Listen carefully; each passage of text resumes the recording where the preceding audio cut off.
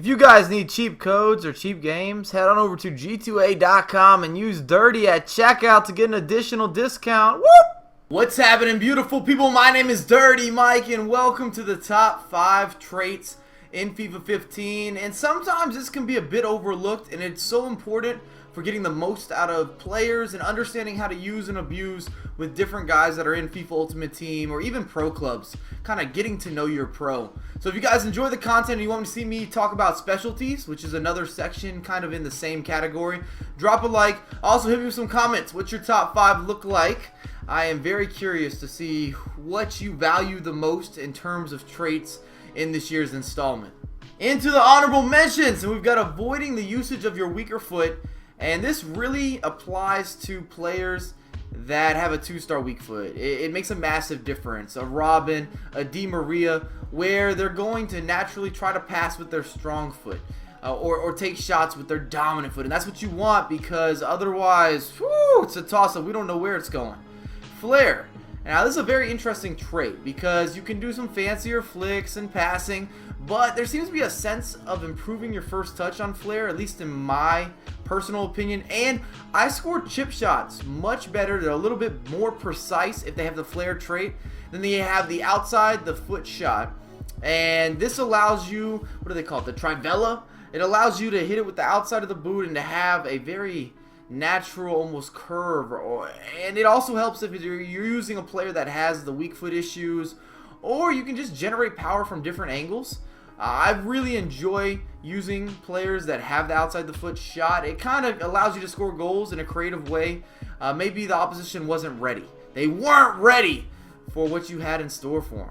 At number 5, we've got the underappreciated power header trait. And even though I don't berate you down the wings, I'm not whipping in that many crosses on the offensive end, you can notice when you're going up against a player who's got the power header trait. He climbs better, and they generate a sense of accuracy and a little bit more oomph behind their headers when attacking. But more importantly is the defenders. Center backs such as Sergio Ramos wins everything in the air because of the power header trait, and of course being athletic. But it makes a big difference with your fullbacks, your center backs, your CDMs. Whoo, you're gonna stop so many set pieces and recover much better when you're in behind or you're chasing back and somebody's doing an early cross. The power header trait is very useful. Oh, at number 4, we've got the finesse shot, and this is a bit self-explanatory, but players such as Messi, oh, it just escalates the way that the ball dips and it curves. And when you're finishing, I feel like it's very easy to tap it around the keeper. You're improving your odds of finishing 1v1s if you have a finesse shot taker trait on that Ultimate Team player. Can I get him behind at the midway point? Tries to beat the offside trap. And the best position striker, in my opinion, in this year's FIFA installment is Aguero, and it's because he has high-low work rates combined with tries to beat the offside trap. If you ever can get that mix, it will make a ginormous, I'm trying to find the words, it changes the game. Your counterattack has never looked so sweet, and trust, it's going to be in everyone's top 5, or it should be, in terms of traits that matter. At the runner-up position, we've got the specialty dribblers, and Kazooie would be proud. 5-star skillers often have either technical dribbling or speed dribbling, and I kind of mix them together instead of separating them.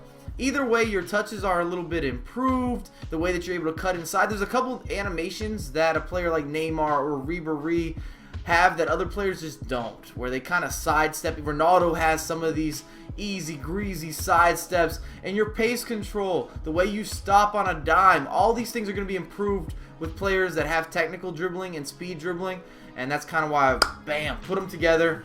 It's going to make a load of difference. When you catch a through ball and you need to take it into space, these types of players will do that at a higher level of consistency versus the rest of the Ultimate Team or the rest of the marketplace. Top in the charts as we thank the FIFA gods, we have the Longshot Taker trait, which drastically improves long distance shooting for even the most ordinary of players. Now 30 to 35 yards is always going to be an option, whether you have the shot power, you don't really have the accuracy. It does not matter if they have this trait for whatever reason. EA has made it where it has an additional dip, the ball starts to wiggle and work and move, and keepers do not react properly. Whoo! It's a thing of beauty. If you guys enjoyed the content, drop a thumbs up. Subscribe to my channel if you're new. Follow me on Twitter and Facebook, and I have a lot more coming your way ASAP.